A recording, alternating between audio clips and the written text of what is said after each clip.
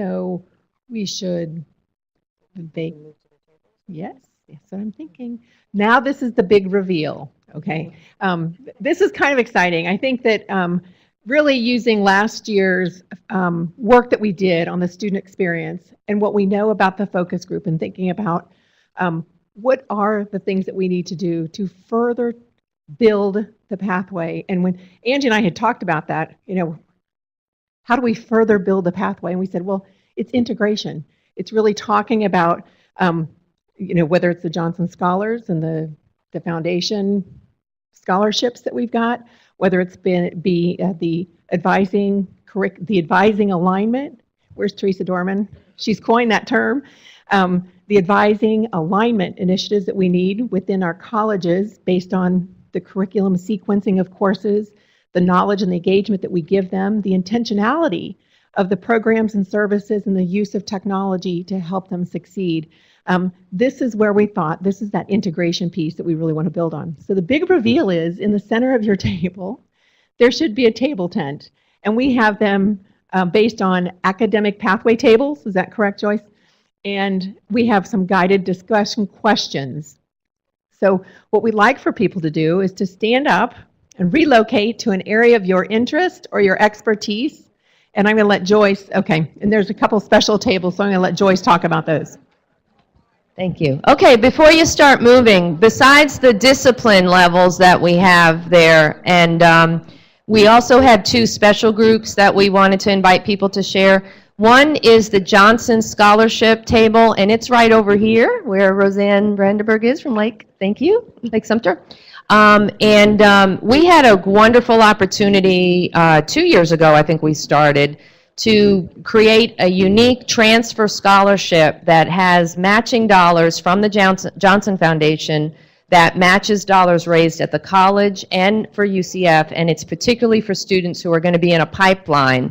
So the state, the colleges are going to select students for this scholarship, and then they're going to get the scholarship while they're at the college, and then there's going to be money waiting for them when they get to UCF. The thing that we haven't designed is which students are going to benefit from this. And each college can design their own, but we wanted to use today's time to start talking about how would you focus these students, how would you focus these scholarships, what's going to be the admissions criteria. We have a commitment that a UCF person will participate on each selection committee that each of the 4 colleges will hold. We have a commitment that there'll be a program to it, so it's not just getting the money, there'll be activities, there'll be ways to connect with the Johnson Foundation persons so that they can learn from them. So we need to design all of that, and that's what that table's about.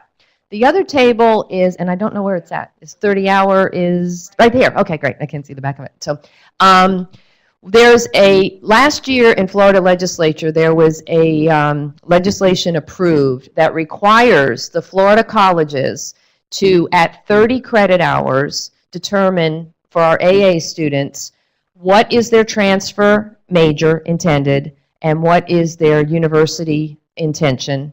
And we have to provide them with the appropriate information about prerequisites, common prerequisites, as well as program prerequisites. And they surprised us. We all knew that passed last year, and we were like, okay, good, we'll get to that. Well, in October, they came out with rules where we were going to report it. So they're making it part of state reporting. And their first idea was that we would report that at the 6-digit zip code level of major, and of course, the university. Now, we looked it up within Valencia when we learned about that. In education, there are 49 zip codes just under education. Seriously? You're going to ask somebody, So we pushed back on that. Okay, I pushed back on that. And but my colleagues joined me. And so we're now in conversation with the state to say, let's be reasonable. What kind of system needs to be developed? How are we going to define who those students are? How are we going to capture that information? And what information are we going to capture that's more useful, like a pathway type of thing we're talking about? So this table is going to be talking about that. We have a little group going to start on that. So besides those 2 special ones, the rest of them are, oh, I'm sorry, and resources. Yeah, do you want to describe that one? Or it's about the resource development? Okay. So the third group, is it here, Joyce? Where there's a Is there a table tent that says resource? Okay, resource working group. All right. Well, if you stay long enough, you might. So, the resource working group is all of the grant development, resource development staff, and we have been working as again, a working group for several years. Curriculum, a data working group, and resource group have all been meeting for several years, and this is a way for that group to reconnect, and Joyce Dorner is going to facilitate that. So each of these groups have facilitators that we've prearranged who are just going to, help the group get together. I think at this point, we want people to just switch tables and then grab your lunch and come back to your table and move on from there. Does that make sense? Yeah? Okay, thank you.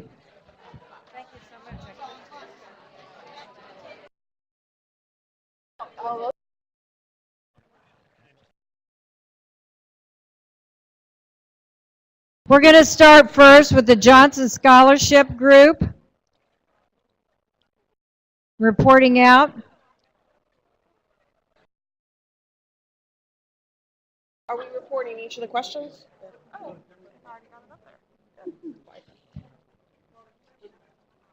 Hi, good afternoon, everyone.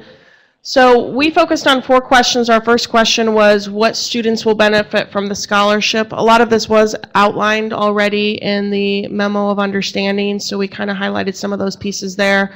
We did note that UCF in this transition process won't have their own selection process, but will of course then honor the named scholars and continue the award from the colleges. Next question there. And then we talked a lot about what the students would experience, and it seemed to be a popular theme to really look at leadership and service expectation, mentoring, campus involvement. There were a couple examples given of how they would connect with those in their area. One of them was given was a UCF model example, but to try to have similar experiences so as they're transitioning from the college to the university, that those expectations, although slightly different, would remain similar in nature. And then we talked about how the Johnson Foundation partners could be included, and you see up there a list of things, an expectation of a thank you letter, different ways that they can participate in either awarding of the scholarships for the students, events that highlight the students that they would be involved in, possibly even some of the commencement areas, and that they would be available and invited to speak to the different foundation boards at the colleges or other events. Then we kind of settled lastly on how would the components help with progression and completion. And we had some general comments and then focused on college and university. So an assigned staff member that might help guide the process. So that person would, for example, if it was Valencia, that person would know who the other end at UCF working with the scholars there to, again, try to coordinate and help those events. There was also discussion on branding the program so that it seemed obviously special and significant. And again, the individual colleges could determine what those experiences were, but these were the themes of service leadership and mentoring that we discussed, that then those themes generally would be carried on by UCF. There was a good conversation about a welcome event for scholars that would actually be held at the university, even if those scholars are coming in as freshmen or sophomores at the college, to hold that at the university for that experience. And then how the connection, possibly college scholars named as the program gets up and running, would also be invited and welcome to attend their kind of counterparts at the university, those similar events on both college and university. We did briefly touch on advising alignment, and then there was a good suggestion about an undergraduate research kind of introduction that would be a 1-credit course that would be held this summer prior to students transitioning to the university. And then we did have a couple other items under there, Angie, the last slide there. There was a commitment that all of the colleges would start the timeline the same. And we kind of, some were more informed of that in the group, but we're thinking the fall 2014. And again, just kind of following, those were some examples, regardless of what the individual colleges determined, that of course we would honor the understanding agreement.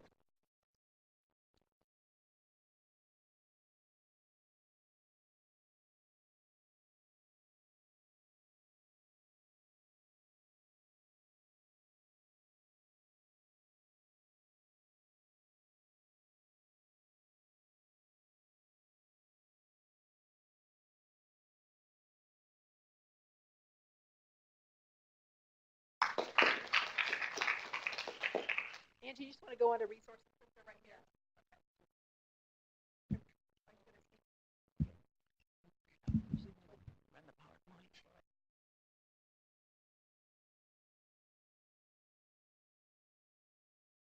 We didn't follow the guideline. That's normal for resource people. Because we sit outside of what the work that you all do, we really respond to the needs in the field. So we have more questions about how we operate as a group more than anything else. But we did go through some history and introductions, and we talked about it being guided by an MOU for Direct Connect. We have certainly shared philanthropy goals, collective funding opportunities if we work together as partners. There were 3 years of meetings, and some of those were some groundwork for putting some ideas around what was needed in the field, and they were strategically aligned. They were common broad priorities, and if you worked with grant proposals before, you know we need very specific things to work on. So the challenges were to operationalize the goals. There's more opportunities that were not pursued because of this logistical part of the work. And then we also would need some framework to determine how to work together because we all report to different people. Our conversation really went around looking at how do we add value that was envisioned for this group. And then Direct Connect data really gives us a large population to draw from, so we're very lucky to have that pool. The barriers to this work, of course, is time. We would like to see some templates to the grant application that could be common, and that will take some work to do that. We need to have a common idea with enough details to go to boards or approvers to get that work done, and then what would be a realistic time frame to do that. We need key leaders to agree to look at the barriers, and not the barriers that are for our students so much, but our internal barriers that we put up within our own organizations.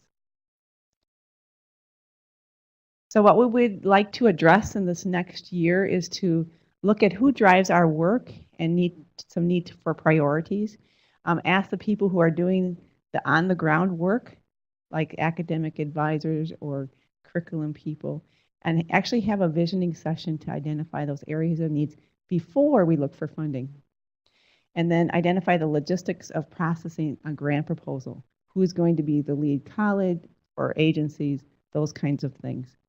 And then plugging into some existing groups to help identify the needs and then move the work forward in an efficient way. Look at common ideas that we could seek funding for, like a STEM in the region or something like that. We could all kind of embrace. And then we need to be intentional about our partnership because we naturally partner on things. We don't necessarily partner with Direct Connect, but we partner on other things. So what we need from you is to identify the key people in your organizations who need to sit at the resource development table, but then also those key people who will need to come to the visioning session. And then we'll set up a calendar for meetings, and Joyce Storner and myself will co-lead that effort. Thanks.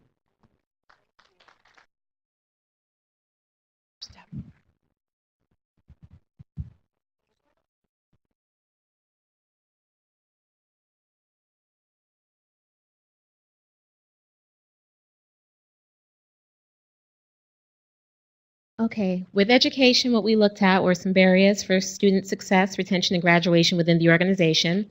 And some of the things that we found were it was difficult or challenging, more so, to align advising so far out with the students that are here early on and to make sure that they're ready for the catalog year that they're coming into when they arrive to UCF.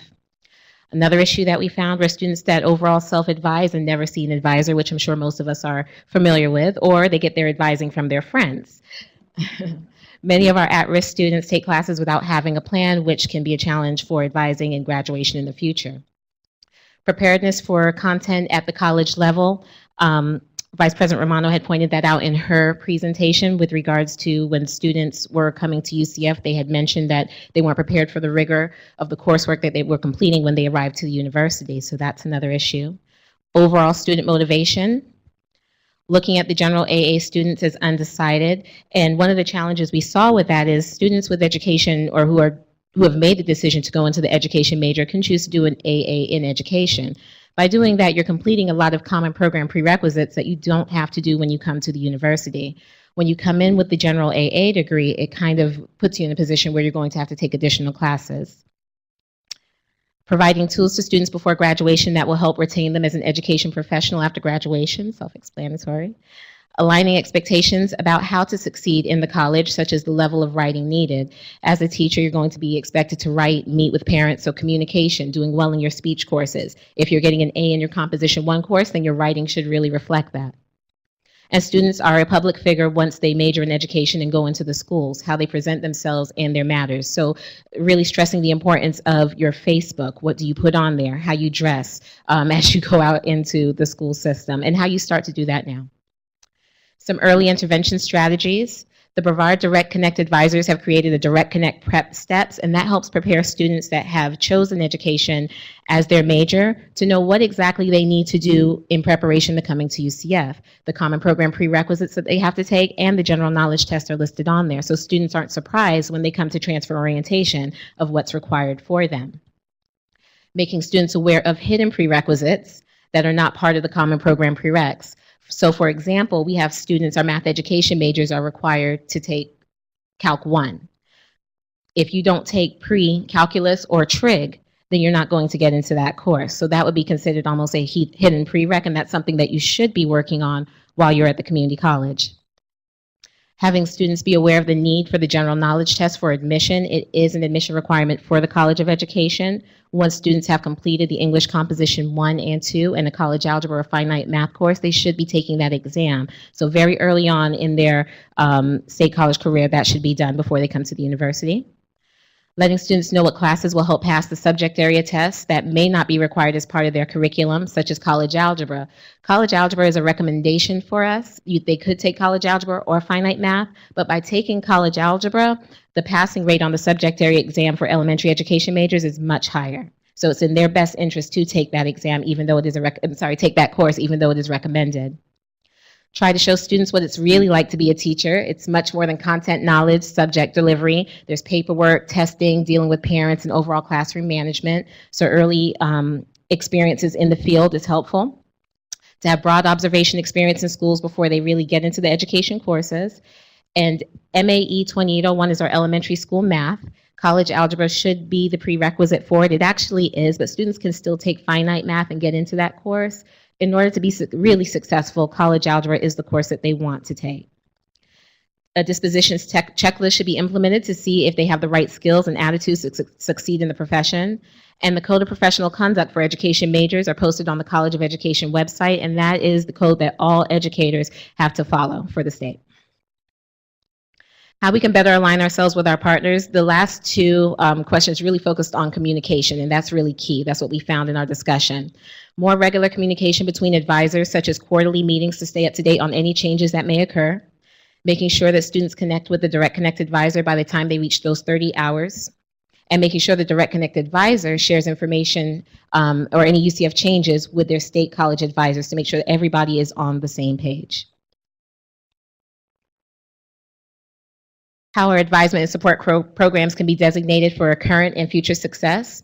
Creating a 5-year plan because of governing catalog years. The UCF catalog year is good forever as long as you stay enrolled, but making sure that the students are prepared for that catalog. And something that we had a discussion about that I haven't heard in forever is that when correct me on this, Cheryl, if I'm wrong, when a student is enrolled at the state college, as long as they're continually enrolled, they can stay in that catalog when they transfer to UCF. So if something changes in the catalog year that they weren't prepared for, they could still retain their original catalog they came in under the state college. So that's something to keep in mind. Have a designated go-to person from each state college to each college at UCF to make sure all changes are captured and communicated. So to have that one person that you communicate with at the university and at the state college to make sure everyone's on the same page. Allow state college advisors to have a UCF person as a point of contact to directly refer students. A critical need was to have a regional campus advisor that is an expert on the particular major. So for education, there would be an education advisor on the regional campus that students would be directed to in a perfect world. And then finally, to create an electronic online repository for changes that will send an alert or communication out when any changes are posted. So a blog, an email, a blast that would go out to everyone, State College, Direct Connect, UCF would send that out and make sure everybody is aware of any changes that may be occurring with the College of Education. That's what we have. You're welcome. I would like to add, if you have more than was included, because the questions are the same at each of the academic tables, and you have more, but if you're repeating a lot of the same things, maybe we could consolidate that just a little bit and hit your high points in each of these areas that you think are unique to your table, your discipline, that's a little bit different than maybe the College of Education and our education college folks decided on. That'd be very helpful. Thank you.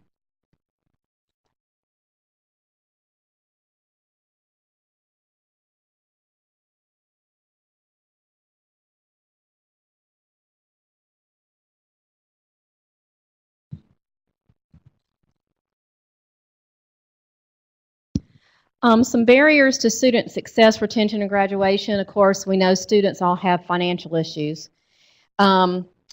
Academic preparedness, especially for engineering, is a problem in the math and science fields. And also students' expectations aligning with their academic abilities. We have a lot of students declaring our majors because that's where the jobs are right now, but they don't always have the academic ability to be able to do the curriculum.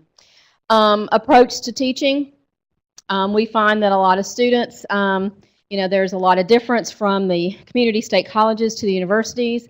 Attendance policies and expectations are a little bit different. Students expected to take initiative to seek assistance.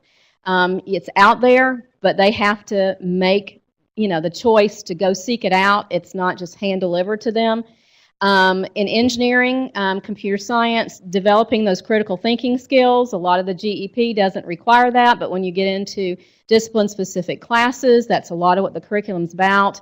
And whether or not they can use calculators or not. A lot of the math classes, I know with calculus here at UCF, they don't allow them to use graphing calculators. Whether or not they were using them in calculus classes at other institutions could have a hindrance to their success in this calculus series.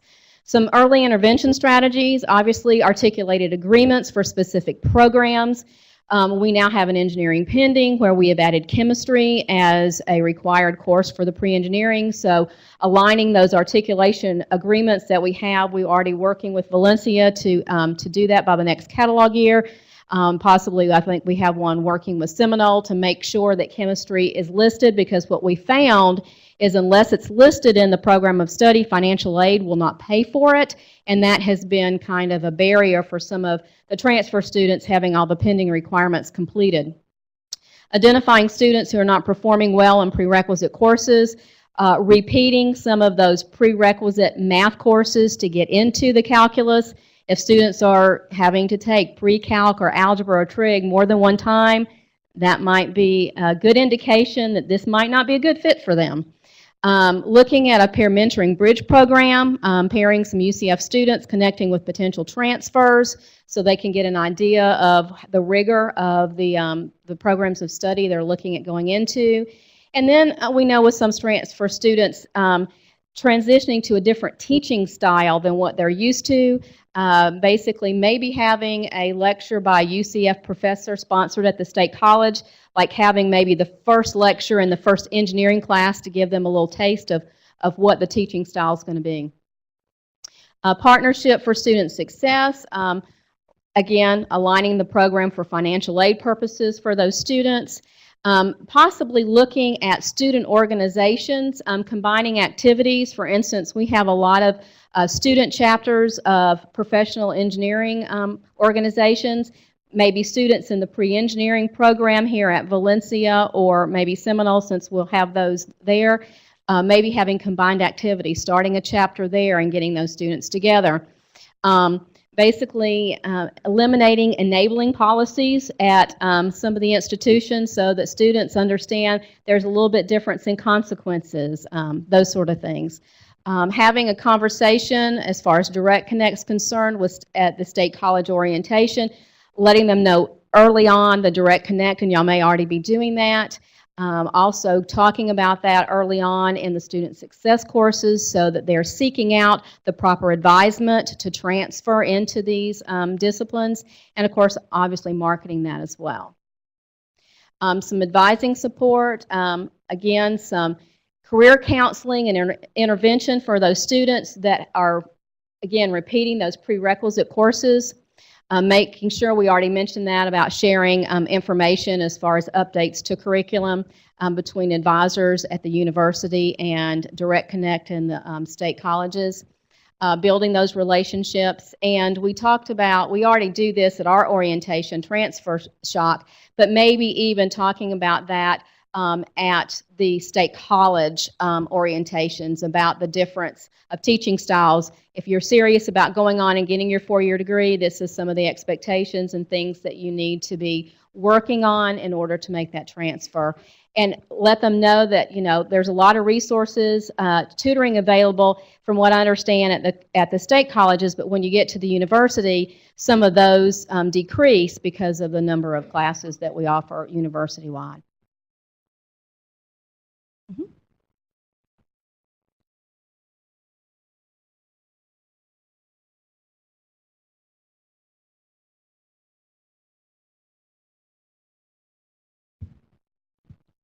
Everything that they just said.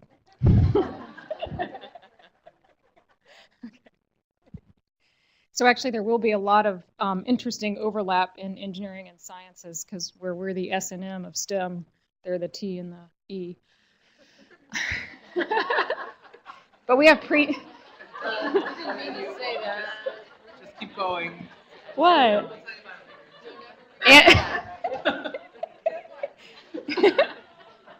I did not coin that, by the way. So the barriers to student success, yes, it's the unexpected rigor. So the students just aren't exactly prepared for what is to come in the majors of chemistry, physics, math, and et cetera, of our STEM majors.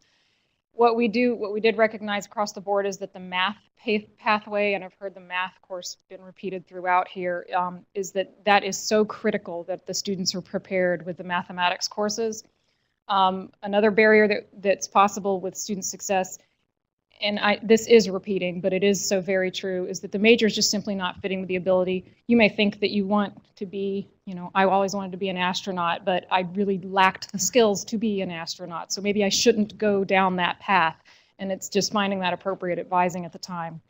So, and again, misunderstanding the nature of the major and the skills that are required, particularly, as I said, in the math area. Barriers continued. The students are looking externally for their motivation. They didn't give it to me, or it wasn't handed to me, opposed to I need to get it for myself. That is a barrier to our students being successful. We need to more to teach it to myself. Yes, I do need to read the book to understand, or the text to understand the content of the course. Also said before, but I can hit on it more directly, preparing the students for the differing policies. When you have withdrawals or even repeats of courses at a 2-4-year college level, when you get to the University of Central Florida, that's called grade forgiveness, and you don't get it anymore because you already used it up. That's a shock for some of our students. And the second barrier, dealing with retention, what we talked about was the student is so intent on completing the AA requirements that they may be missing the nuance of what's actually necessary for the major they're interested in, and that just simply puts them off by the time they get to the junior level and they're having to complete courses that they potentially could have been working on. So they're so focused on the AA, but maybe not with the correct advising. And advising is more that student initiated. So if you go back to the fact where talking about the external motivation and somebody needs to do this for me, well, the student, him or herself, actually has to pursue that major and pursue the advising for that major. It's not so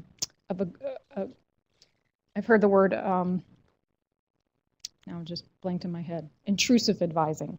How do we get that intrusive advising to the 2-year college student or the 4-year college student? The curriculum alignment issues, which we're already addressing, obviously through other forums, but how do we really make sure the students retain because they are well prepared at one level that gets them into the next level? And then we also acknowledge that there is a mixed message in advising. With 2- and 4-year colleges, there may be one great advisor who's able to handle, the 100 or 300 students, but then when they come to UCF, there's a first-year advisor, there's a transfer advisor, there's a second-year sophomore advising, there's the major advisor, there's the college advisor, so there's multiple advising opportunities available to a student. That's different, that's a transition. With graduation, the barrier is this excess hours. It's the intellectual tax, as our president's referred to it. Maybe a student does need to take a little bit longer, but why are we penalizing them? But we have to be prepared for that. And so, I think it may be a slide later, but the prerequisite courses, if they're not taking the courses on time, if they're not fulfilling the requirement, that's only going to catch up to them in the end. Early intervention strategies we're looking at.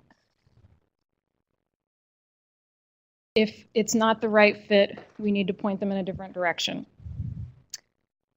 So it's better and earlier advising to do that. It's being aware and knowing what the student's abilities are and advising appropriately in that way at every stage. Does the student have a plan B or a plan C if plan A really isn't going to fit for them? And what's one way we can do that? We can do job shadowing. We can get them exposed to who is it that's doing what they want to do and what does that look like. Other early interventions, it's not just exposure to those working in the career, working in a job of what they see themselves doing, but it's actually going back even deeper. It's the K-12 interventions. It's what can we expose them to more at the high school level. It's providing them the interventions that they need, specifically in math, the tutoring, because that's just so important. And then also working on and acknowledging, rather, the fact that in some of the majors, particularly in the chemistry, and I know some of the engineering majors, it's literally from day one, from the first day they step foot on campus, at whatever campus it is, they have to be focused on that major.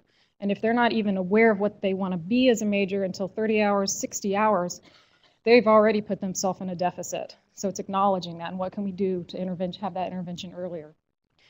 So what can we do now? You talked about, we know about transfer shock. We know about the transition advising that has to occur once they get to UCF, but what can we do before then? What can we do to expose them, or at least prepare them, or make them aware, acknowledge that this is a big transition? And so we talked about maybe a UCF day with each partner institution where we would come as colleges, as departments, to each of the partner institutions and do what we can with having that conversation about exposure to what the differences are. Also, peer mentoring was mentioned before. It is the students who are their peers who have done it before. Let them talk to them. The focus group said it. The engineering group mentioned it. Open house, UCF Day, STEM Day. These are all different opportunities for that exposure. And finally, additional opportunities for success. It's to have the overlap of advising.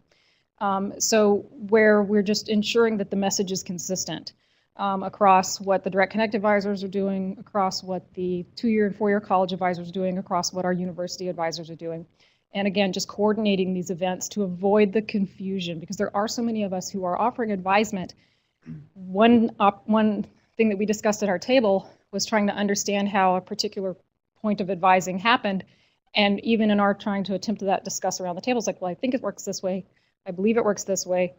And if we're not even certain of how the advising goes, how can we be certain of what the messages we're giving to our students? So I think that's a real effort of what we're doing here today, is making sure our message is consistent. And then, of course, just stronger collaborations with our Direct Connect advisors, between those advisors and the UCF College and the Florida State College advisors. Thank you.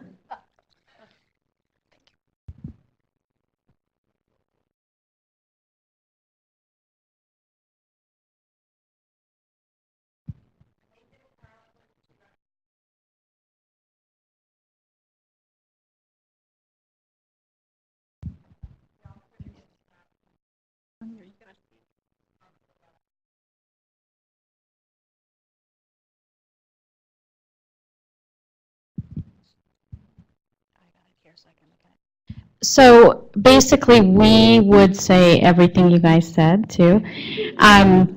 But in summary, we had the same questions and we came up with many of the same answers. But in summary, we would say we have 3 or 4 points. The first is early career exploration.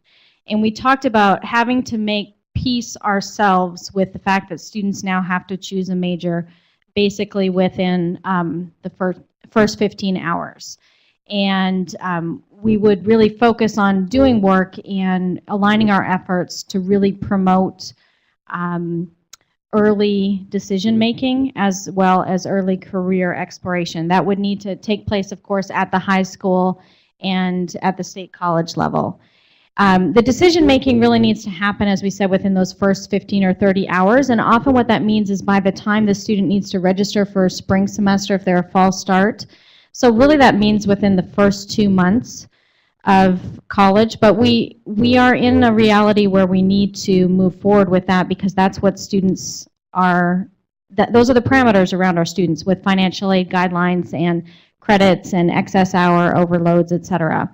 The third is guided exploration. So really helping students within their first couple semesters at our state colleges be able to explore very specifically. So for example, with business students, if students are coming into a state college and making decisions about their major, they need to, the first semester, take courses that allow them to explore those 1 or 2 majors that they're interested in exploring. So if they're focusing on gen ed courses and they're interested in business or perhaps med school, they need to take those courses within their first 15 college level credit hours. The next point was lots of advising. And that's a very technical term. But basically we're saying students need a lot of information and they need to hear the message frequently. So we really think that there's a lot of value in advising at the state college level that's specific to the major or discipline area because students really need to know what those common prerequisites are. And so we're building on this idea of intrusive, unavoidable. We don't want to use mandatory, but maybe mandatory. Irresistible. This is my word for this, but so I've had 1 million Diet Cokes in my life. And nobody ever told me I had to drink a Diet Coke, except Coke tells me every day that I need to drink Coke, and somebody tells me every day that it needs to be diet. I don't know. But we get all these thousands of millions of messages about certain things in our lives, and we need to do the same with our students. So we need to go beyond enabling and doing it for them, but we need to have unavoidable, irresistible messages. They need to feel that value to make an early decision and move forward quickly. And then the final one is communication. So we talked about candid, frequent conversations, much like this one, between high schools, colleges, and universities. And for an example, we've started some connections with Valencia and UCF at the College of Business where we're meeting with each other and talking about what are ways to expose Valencia students to lecture capture courses before they get there, if that's a barrier for them when they get there. What are ways that we can more early expose students to the common course prerequisites? Are there ways that we can bring faculty or advising staff from UCF to Valencia's campuses to do the kind of advising that we need to do? So we need to pick up the phone and get in our cars and go visit each other.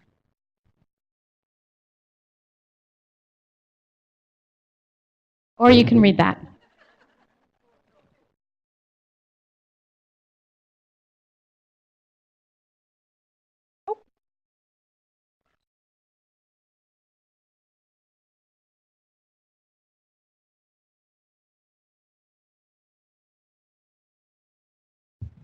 Thank you. All right, so our first question was the same one as all the other academic areas. We talked about class scheduling. Some of our systems are not user-friendly, and that could create a barrier.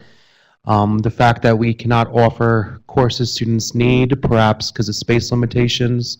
The sheer increase in the number of students we're seeing, which could be a good thing.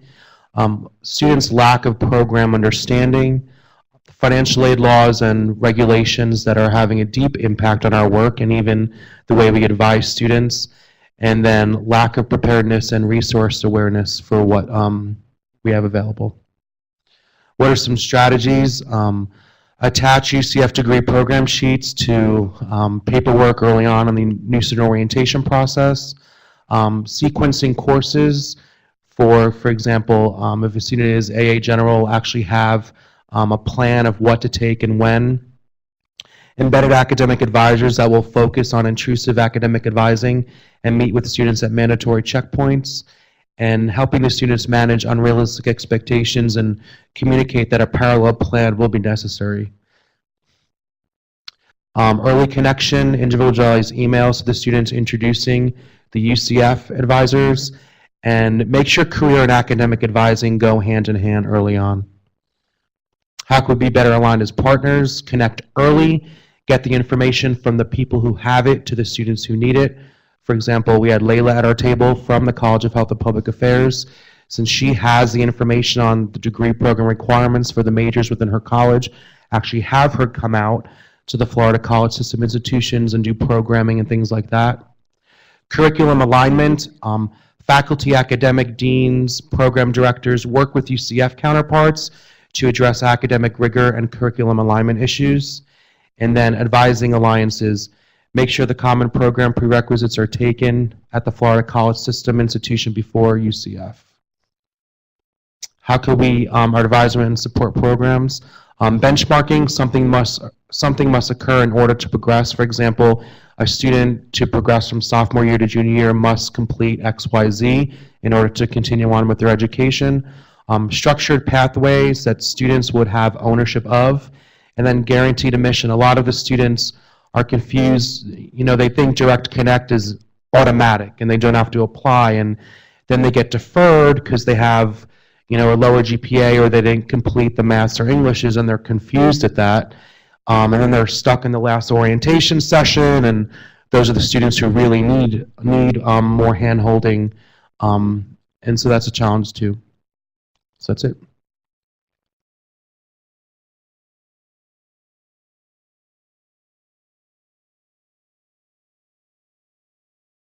No, there was only one. Angie, they combined. What about behavior and social science?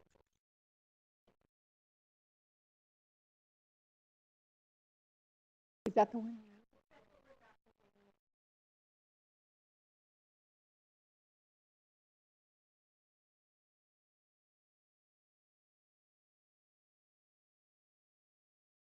Oh, no, no. All right, just because I typed it in. Okay, we decided we had 4 people from K-12 institutions and 3 from state colleges, so we were kind of looking at articulation from K-12 institutions to state. So barriers, really, I don't think that there was anything that we have that wasn't already talked about. I think the one to highlight, which was mentioned before, was just getting an AA degree to nowhere is certainly a barrier. If there's a pathway with no specific major, and was mentioned before, hidden prerequisites is certainly a barrier for student retention and graduation. We had a couple of different, actually 2 pages here of early intervention strategies, and some of them were brainstorming and some of them were things that actually are going on at some of the different state colleges. Clear pathways. One of the things that we talked about several times was a specific advisor at the state college that the student goes to, rather than I've made an appointment and whoever is available is the person I see. We talked about some type of a first-year experience for new students. We had one that mentioned actually a program for first-gen students where the students take a specific orientation, student success course, some different workshops. If they do that, then there's a specific scholarship that they get, which would help them to continue. A Bridges program was mentioned, and a summer program for developmental math students to help them catch up so that when the fall starts, they're ready to start rather on track. And a mentoring program from student government students.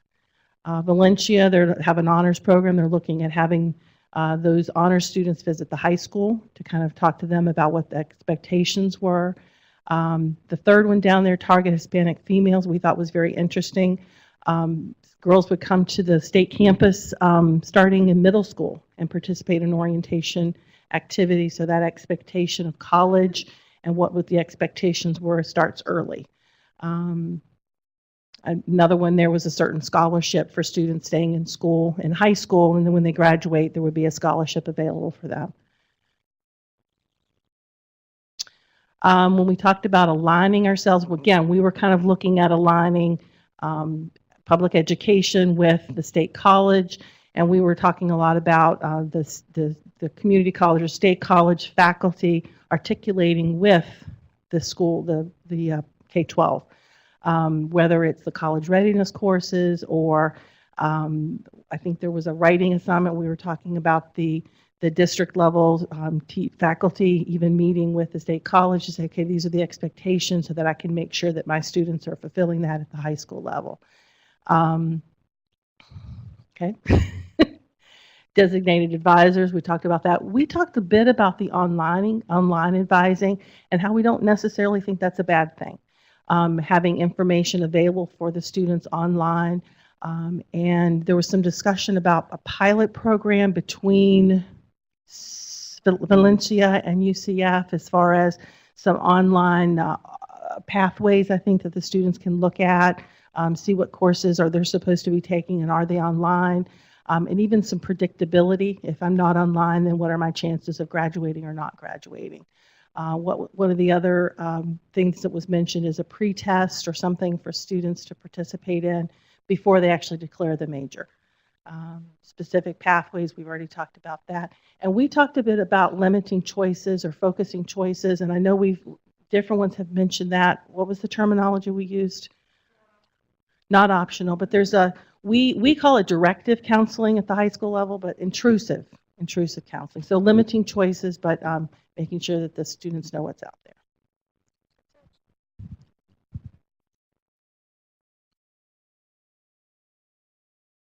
How about arts and humanities?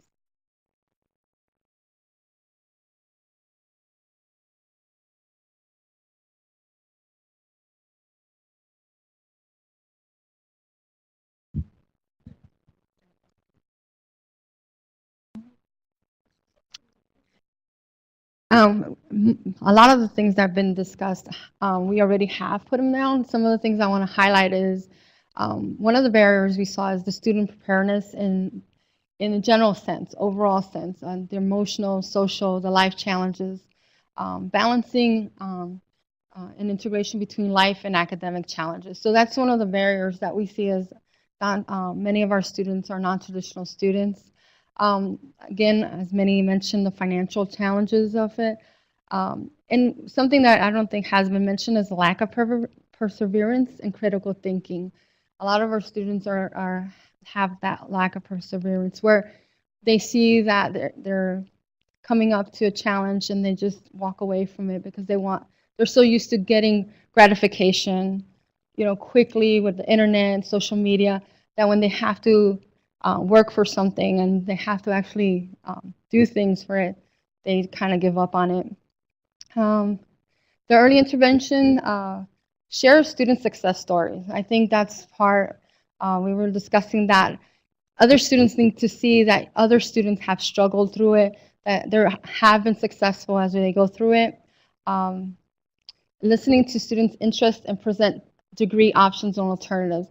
Just because they're saying business, sometimes when you dig a little deeper, you'll find out that the student is actually not really interested into business. Their parents or they're expected to go into that major that might not necessarily be fitted or be the right fit for them. Faculty observation and advancement referrals, another thing. The faculty are the first to see that if a student is struggling, and maybe they can refer those students to come and see an advisor or sit down with the students themselves. And early intervention at 30 credit hours for pre-req advising, which a lot of people have been mentioned. The pre-advising career and self-assessment, again, it's to see if the students are in the right major, the right fit for them. So that's important for us. Faculty collaboration alignment with partner institution, I think that's the key. And we also have degree expos and workshops where we reach out to a lot of the Valencia students and other partnering institution students, letting them know what is expected of them. And joint advising meetings with partner institution, I think that's key. to communication and getting the updates across through all that. And not only with our partner institution, but also the Orlando campus and college updates. Another thing we were discussing is the online versus face-to-face advising. It's both components, I think, in today's world are needed. And as we were discussing it, we have to have a balance where we still can get those students in to come and see us.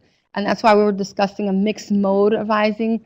So there will be partial online, but then there'll be components that they would have to come and meet with the advisor. So that's not lost. So that's something that wasn't mentioned that we were thinking of.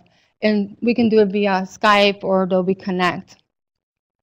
And promote interest of advising with students is reaching out to the students to see what their interest is, maybe shadowing and different areas to see what is the interest of the student to be more successful. If they're interested in what they're learning, they're going to be more successful. And balance between social networking and traditional advising. That was the big key there for us.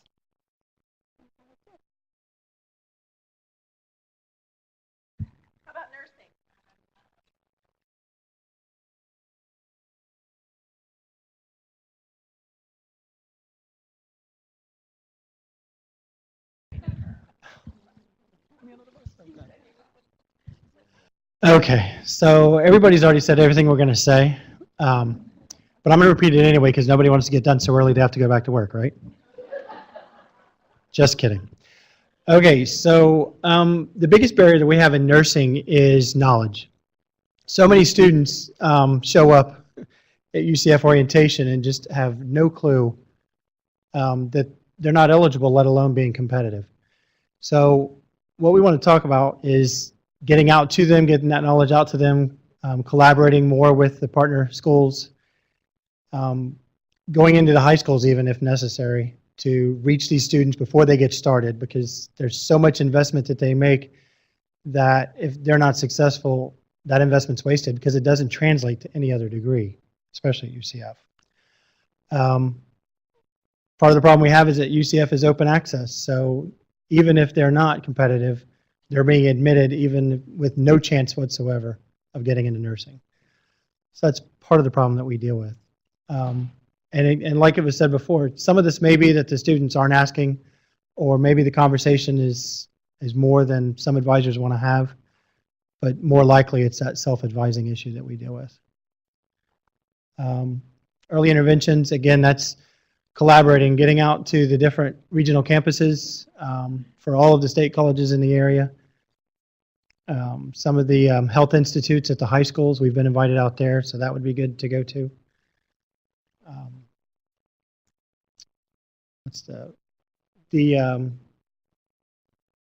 We have a course called Nursing as a Profession. It's not really an intro to nursing course, similar to what you might have in engineering or business or some of the health professions courses. So we'd like to try to create that course or maybe tailor the Nursing as a Profession to be more of an intro course and design it in such a way that staff can teach it, because nursing faculty really aren't going to be interested in teaching that kind of class. And again, that may, if we create that as a prereq, make students more aware of what's coming, what they're getting into, which oftentimes is nothing like what they think it is. Getting out into the intro course for the prereqs. Generally, A&P 1, Anatomy and Physiology 1, is the first course that a student hits on that road to nursing. And as I think Dr. Dorman said, if the sciences like you, great. If you don't like them, you're in trouble. And we run into that a lot as well. You know, they want to be a nurse so bad they can taste it. But if they can't figure out the sciences, I mean, that's all nursing is sciences. So same situation with sciences and engineering. And again, it's all about communication. Everything that we need to do more of is that collaboration with the state colleges, with the advisors, with the regional campus advisors, and down into the high schools as much as possible. Yes. Well.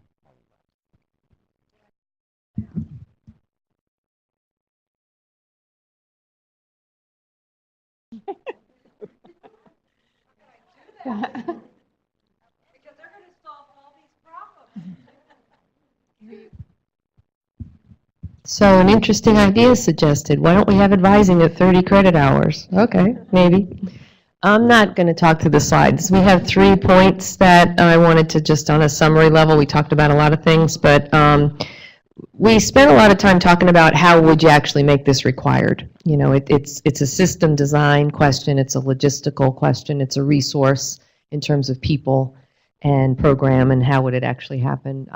We did have only 2 of our Direct Connect partners represented here, Seminole and Valencia, so we had our point of view as far as how we've been thinking about that. So just some real deep questions about how would you validate who needs this course correction, when would you do it, is there a way to, I think we had a very interesting idea about, right now our UCF Direct Connect advisors are on our campuses having conversations with students about their degree intent, and our corresponding college advisors are having similar conversations, and we don't have any way right now to physically connect those conversations. So is there a way through a database or even through our internal student information systems to connect those conversations so that we get some more power behind all of the advising that's going on?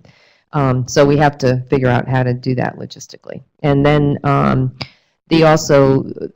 big piece of that is the recognition that 30 credit hours is really way too late for a lot of majors. And for the majors, particularly the ones we talked about here that we highlighted, you know, the ones that have a lot of prerequisites. And also the very interesting, you know, we have this idea of common program prerequisites, which, you know, of course, common is a misunderstood word, because then there's additionally core program prerequisites, and then within those there's basic core and there's advanced core, and we wonder why students can't figure it out, you know. So it's part of it is we're our own, you know, we create these very complicated systems, and that's part of the challenge of how do you communicate that. And then lastly, I'd end on the 3rd point is this whole question of alignment, and there's a desire at the state level to capture this information, as I mentioned, at the state level. And so there's a conversation right now going on in Florida legislature, a term they've dubbed meta majors. And nobody has seen a list of what that actually means, but we're thinking maybe that means, you know, 12 to 15 big, large clusters of majors. The idea of within the zip codes, the first 2 are actually describing larger categories, like education is one zip code under which there are 49 specific majors in the state system. So then we're thinking, how would this align, like if there's meta majors and then there's like pre-majors or sub-plans or something we would call it at that level, and then there's programs of study, you know, how would that alignment look like? And that, could it be actually statewide, but we could at least within Direct Connect make that consistent and even make the materials that we share with students as consistent as possible, again, to get the value that a lot of our students swirl among our colleges, and that it would really help if we were all talking and presenting information in a similar manner. So that's what we are dreaming, and that's what we're going to do. So much.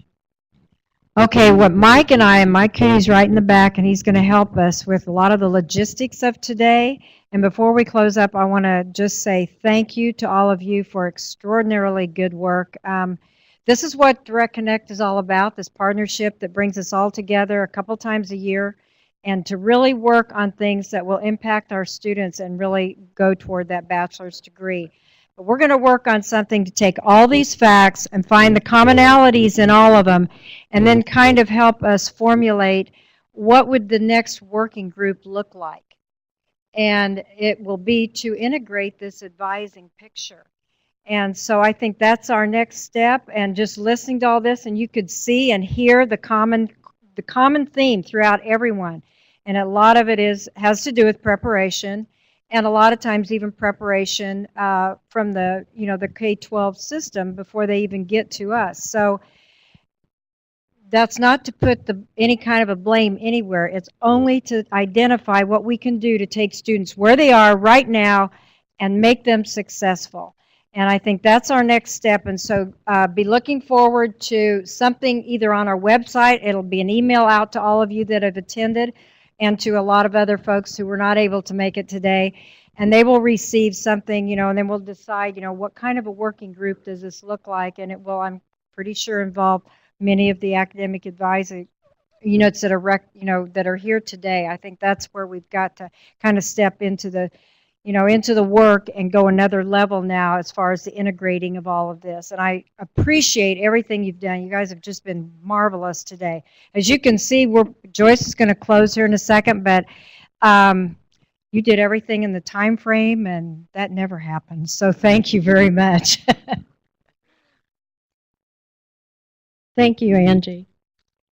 I'd like to second Angie's comment in regard to thanking all of you for your work today. People would pay a lot of money for the information that came out of this conference today. You all have so much information, so much experience, so much knowledge. You know a lot of this as to what will lead to student success. And it's just wonderful to be in a room and hear all of you talking about that. Last year, I think the students gave us a really good background on some of the things that they saw were important to them. And then President Sugart's 5 Ps that came out of that. And today we spent a lot of time in the individual discussions talking about those pathways and the plans for students and for the student success. I'd like to add some more Ps to the discussion, and that is, I think today you came up with a lot of processes to make students successful in their educational endeavors. Again, you know a lot of the answers as to how to help the students be successful, and I think it's a matter of us putting our heads together and perhaps putting those to paper and helping the students to own those as we look at those processes. I think many of you talked about early selection of the major and the plan for that, alignment of the advising processes, preparation steps, and how you prepare the student for the next step in their educational process, and the importance of communication to all of those issues. Those things don't just happen without a lot of communication and a lot of communication amongst a lot of folks. So the opportunity for that to get messed up is really pretty big, but the people in this room make that not happen. You make it happen without it getting messed up. Another P that we talked about is personalizing the plan for the student.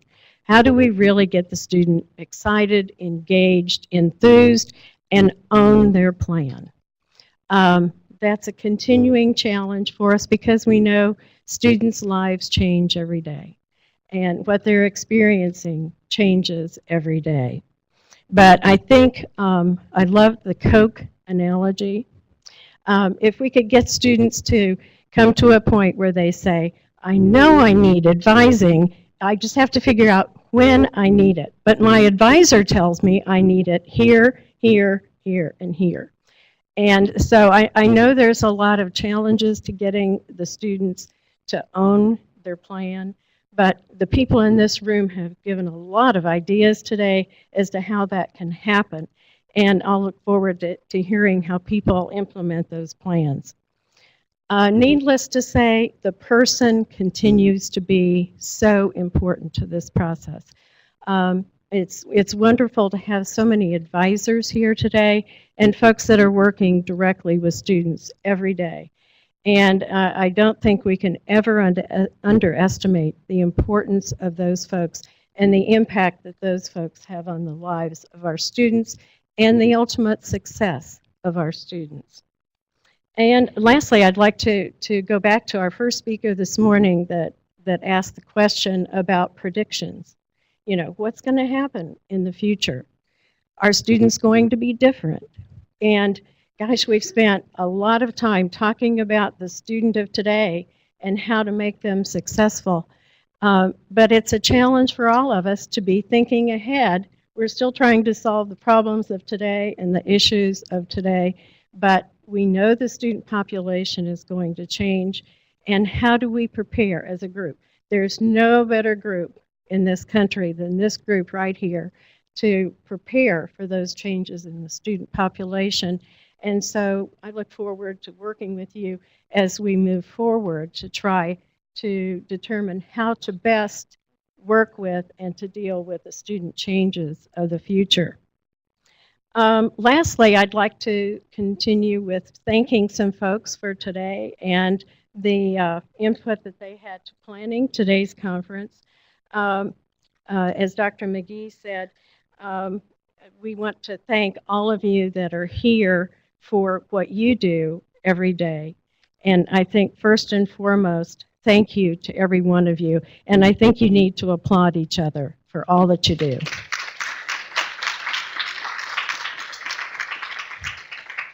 I'd also like to thank Valencia again for providing this wonderful venue for us to come together, and to folks at UCF who worked with other folks in planning today's program. A particular thank you to Angie. Angie, would you stand up?